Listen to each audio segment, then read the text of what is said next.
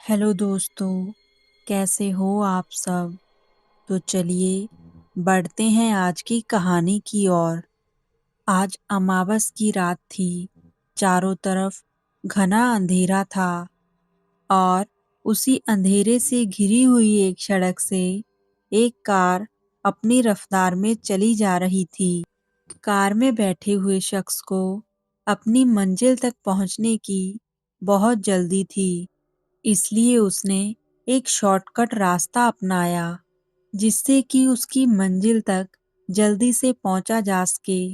वो था मोहन कुमार, एक मशहूर फिल्मी डायरेक्टर जो कि अपनी एक फिल्म से संबंधित शूटिंग के लिए उत्तराखंड के पहाड़ों से होते हुए अपनी जगह पर जा रहा था।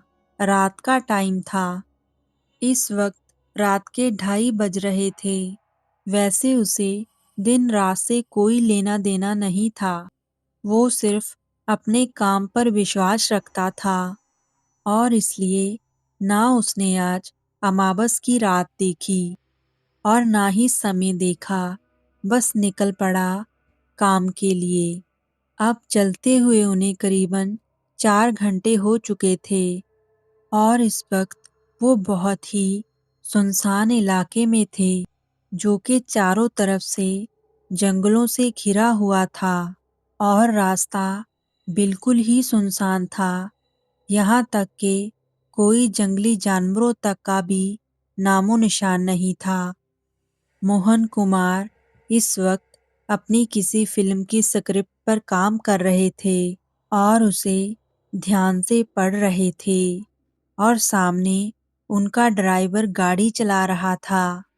अभी गाड़ी अपनी गति से चल ही रही थी कि गाड़ी पत्थरों के साथ टकराई और लड़खड़ाती हुई गाड़ी एकदम से संभल भी गई। तभी मोहन कुमार ने नजर उठाकर ड्राइवर की तरफ देखा जो कि बहुत ही दहशत भरी नजरों के साथ सामने की ओर देख रहा था। मोहन कुमार का ध्यान भी ठीक उस तरफ चला गया। उन्होंने देखा कि उनसे कुछ 10-15 फीट की दूरी पर एक लड़की चली जा रही है। वो पीछे से देख रहे थे और उसने काले रंग के कपड़े पहने हुए थे। इतनी सुनसान रात में उस लड़की को इतनी रात में उस सुनसान सी सड़क पर चलते हुए देखकर ड्राइवर डर गया। पर इस पर मोहन कुमार ने उससे कहा, क्यों, क्या वो कोई भूत है जो तुम इतना डर रहे हो। भूत फात कुछ नहीं होता, शायद उसे कोई मदद की जरूरत हो, चलो। मोहन कुमार ने अपने ड्राइवर से ये कहा, लेकिन ड्राइवर डरा हुआ था। तो ड्राइवर ने कहा, नहीं साहब, आज मुझे बहुत डर लग रहा है। ऊपर से आज अमावस की रात है और ऊपर से समय भी आधी रात का हो गया है। मुझे बहुत डर लग रहा है। पता नहीं वो क्या हो। ऐसे सुनसान रास्तों पर अक्सर ही आत्माएं रहती हैं। लेकिन मोहन कुमार ये सब सुनने वालों में से नहीं थे और वो इन चीज़ों में विश्वास नहीं रखते थे। उन्होंने ड्राइवर से बिल्कुल सख्त लहजे में कहा, जितना कहा है उतना ही करा करो, समझे। उन्होंने अपनी स्क्रिप्ट भी पास में रख दी और उनका भी ध्यान वो सामने चलती हुई लड़की पर गया। उनकी गाड़ी वापस अपनी गति में ही चलने लगी और उस लड़की की तरफ बढ़ने लगी। लेकिन ड्राइवर ने मोहन कुमार से कहा कि वो किसी भी कीमत पर इस गाड़ी से नीचे नहीं उतरेंगे और इस पर मोहन कुमार ने भी अपनी सहमति दी। इधर वो लड़की अभी भी चली ही जा रही थी। उसे जैसे पता ही ना हो कि उसके पीछे कोई गाड़ी भी आ रही है। उस गाड़ी की आवाज का भी उस लड़की पर कोई असर ना पड़ा। तभी मोहन कुमार की गाड़ी करीब करीब उस लड़की तक पहुंच गई।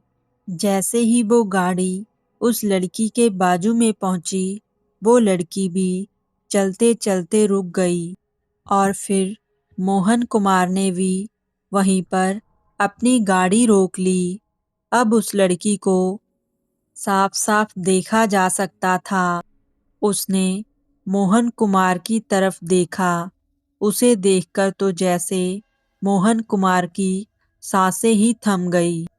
लड़की बहुत ही खूबसूरत थी। उसकी काया में एक अजीब सा ही आकर्षण था। गोरा रंग और उसकी बड़ी बड़ी भूरी आंखें किसी को भी मंत्र मुक्त करने के लिए काफी थी। उसकी काली घनी लंबी लंबी जुल्फें रह रहकर उसके गालों को छू रही थी और उसने एक काले रंग का कुछ गाउन जैसा एक ड्रेस पहन रखा था। फिर भी उसकी काया उसमें निखर कर दिख रही थी।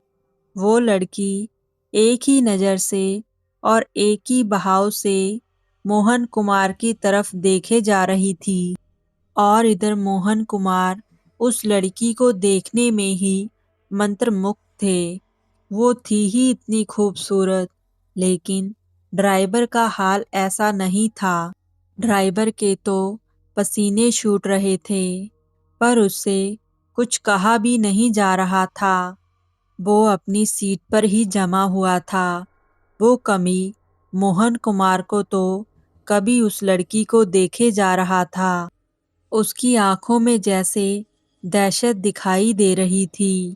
उसे बहुत ही डर लग रहा था कि कैसे इतनी सुनसान सड़क पर और आधी रात को इतनी खूबसूरत लड़की चली जा रही है। उसे कुछ भी ठीक नहीं लग रहा था। इधर मोहन कुमार अभी भी उस लड़की को एक टक लगाए हुए घूरे जा रहा था और इधर वो लड़की भी एक टक लगाए हुए उन्हें देख रही थी। फिर उसने अपने चेहरे पर एक धीमी सी मुस्कुराहट लाई, जिसे देखकर मोहन कुमार का दिल और भी पिघल गया। एक अजीब सा रोमांच उसके मन में चलने लगा। उसे लगा कि अभी उसे वो गले लगा ले। वो सम्मोहित सा हो गया था। उसने अपनी गाड़ी का दरवाजा खोलना चाहा, तो तभी ड्राइवर ने उसका हाथ पकड़कर उसे रोक दिया और अपनी गर्दन नामे हिलाते हुए उसे कुछ इशारा किया। फिर जैसे ही वो अपने होश में आया हो, उसका ध्यान भटका कि वो उसे लगातार घूरे जा रहा था। उसने अपने आप को ठीक किया और फिर उस लड़की से पूछा, क्या आपको किसी मदद की ज़रूरत है? लेकिन लड़की कुछ नहीं बोली। वो सिर्फ मोहन कुमार की तरफ देख रही थी। पर इस बार मोहन कुमार ने ध्यान नहीं दिया कि उस लड़की की मुस्कान कुछ फीकी सी हो गई है, कि जैसे उसे मोहन कुमार का गाड़ी से बाहर ना निकलना पसंद ना आया हो।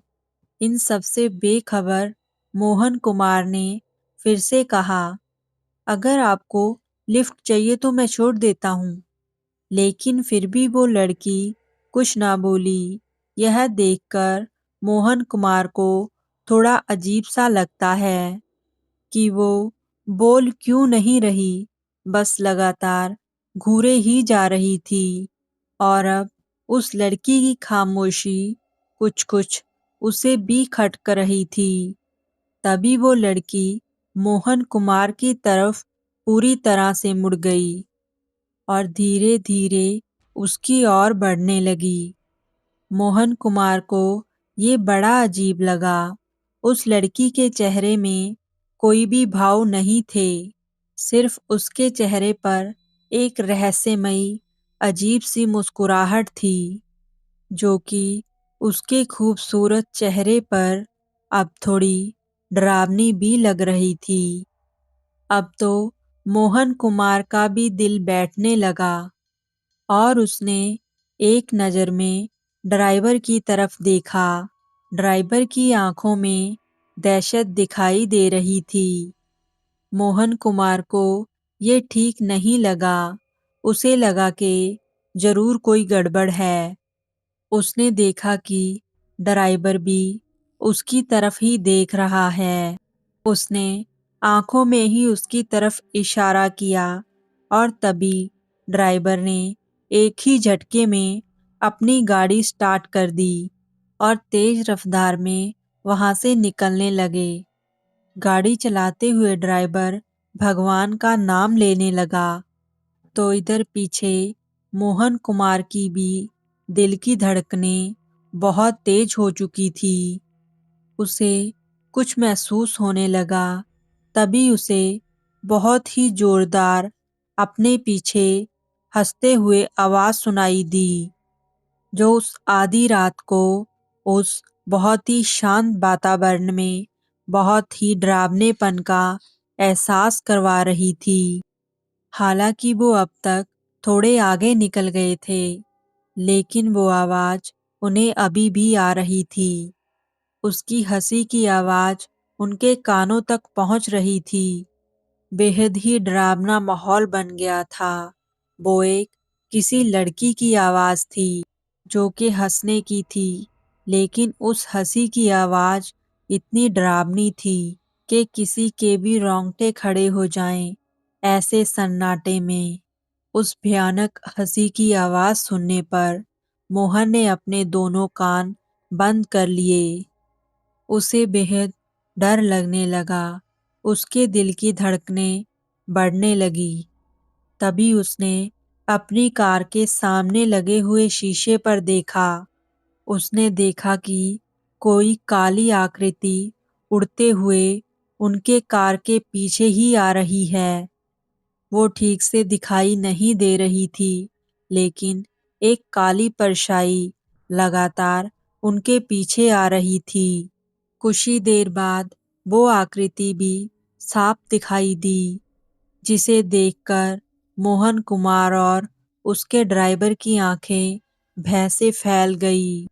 वो उस लड़की की थी जो थोड़ी देर पहले उन्हें पीछे मिली थी, जो बेहद खूबसूरत थी, पर अब उसका वो रूप नहीं था।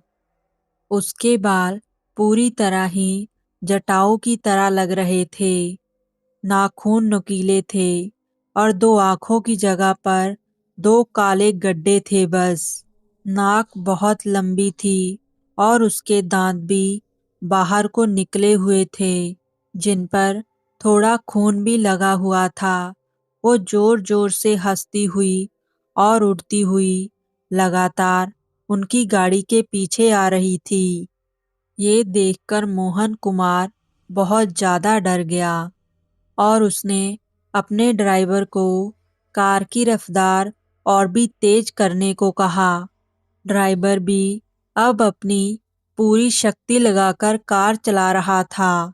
वो ड्राइवर अपने मन में भी हनुमान चालीसा का पाठ करता रहा और उसने मोहन कुमार से भी कहा कि वो भी जोर जोर से हनुमान चालीसा का जाप करें। मोहन कुमार ने भी हनुमान चालीसा का पाठ पढ़ना शुरू कर दिया। वो दोनों बहुत डर चुके थे और वो पछता रहे थे कि वो इस रास्ते पर क्यों आए। देखते ही देखते उनकी गाड़ी अब काफी आगे निकल चुकी थी। वो जंगल भी अब धीरे धीरे पीछे छूटता जा रहा था और साथ ही वो कम होती जा रही थी। दहशत भरी आवाज और जो काली परछाई उनकी गाड़ी के पीछे उड़ रही थी, अब वो भी मोहन को दिखाई नहीं दे रही थी। मोहन कुमार समझ गए कि अब वो शायद उनके पीछे नहीं है। अब वो हंसने की आवाज भी नहीं आ रही थी। अब शायद मोहन कुमार को समझ में आ गया था कि वो जो लड़की थी वो कोई रहस्यमयी लड़की थी, लेकिन वो कोई इंसान तो नहीं थी। थी तो एक पिशाचनी, जो अमावस की रात को अपने शिकार के लिए निकली थी। ये उसे अब बहुत ही अच्छी तरह से समझ में आ गया था। उसका वो डरावना रूप सोचकर भी अब मोहन कुमार थर-थर कांपने लगा था। वो सोचने लगा कि अगर वो कार से बाहर निकल जाता तो शायद वो उन दोनों को मार ही डालती। काफी देर चलने के बाद अब वो मेन सड़क पर आ गए थे। अब दोनों ने ही राहत की सांस ली। ड्राइवर ने अब मोहन कुमार को पानी दिया और उसने पानी पिया। वैसे वैसे भी उसका गला सूखा ही जा रहा था। जो कुछ उसने अभी अभी महसूस किया था। और फिर उसके ड्राइवर ने कहा, देखा साहब, मैंने कहा था ना कि आज अमावस की रात है। ऐसे ही हमें कोई भी दिन देखकर नहीं निकलना चाहिए, वो भी आधी रात। साहब, ऐसी आधी रात में बहुत सी नकारात्मक आत्माएं और बहुत सी चीजें होती हैं जो हम इंसानों की समझ से परे हैं। और अमावस की रात को तो उनकी शक्तियां और बढ़ जाती हैं। हो ना हो वो जरूर कोई पिशाचनी ही थी। अच्छा हुआ कि हम लोग गाड़ी से नहीं उतरे। अगर हम गाड़ी से उतर जाते तो आज हम जिंदा नहीं होते। मोहन कुमार ने उसकी बातों का समर्थन किया। फिर उसने अपने ड्राइवर से पूछा, मुझे एक बात समझ में नहीं आई कि हम कार के अंदर थे और वो बाहर थी, और अगर हम कार के बाहर निकल जाते तो वो कुछ भी कर सकती थी।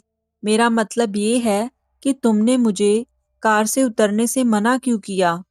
और मैंने महसूस किया कि वो चाहकर भी हमारी कार में नहीं आ सकती थी। तुमने भी देखा ना, मोहन कुमार कुछ उलझन में था, इसलिए उसने अपने ड्राइवर से ये बात पूछ ली। इस पर उसके ड्राइवर ने कहा, साहब, बचपन में मेरे दादाजी मुझे कहानियां सुनाते थे और कई बातें भी बताते थे। वो कहते थे, कार या कोई भी वाहन तुम्हारे एक रथ जैसा है। जैसे महाभारत में अर्जुन का रथ था, उस पर हनुमान जी बैठे हुए थे और पूरे महाभारत के युद्ध में उसने अर्जुन जी की रक्षा की। ठीक इसी तरह गाड़ियां भी हमारे रथ जैसी होती हैं, और कोई भी नकारात्मक शक्ति हमारी मर्जी के बिना हमारे रथ में नहीं आ सकती, जब तक कि हम हमारे रथ से, मेरा मतलब हमारी गाड़ी से बाहर ना निकल जाएं। मोहन कुमार को समझ में आ गया और उसने ड्राइवर की इस बात की सराहना की, और ड्राइवर की ही वजह से आज उसकी जान बच गई। तो दोस्तों, ये थी हमारी आज की कहानी। आपको कैसी लगी कमेंट में ज़रूर बताना। फिर मिलेंगे किसी नई हॉरर स्टोरी के साथ। तब तक के लिए बाय बाय।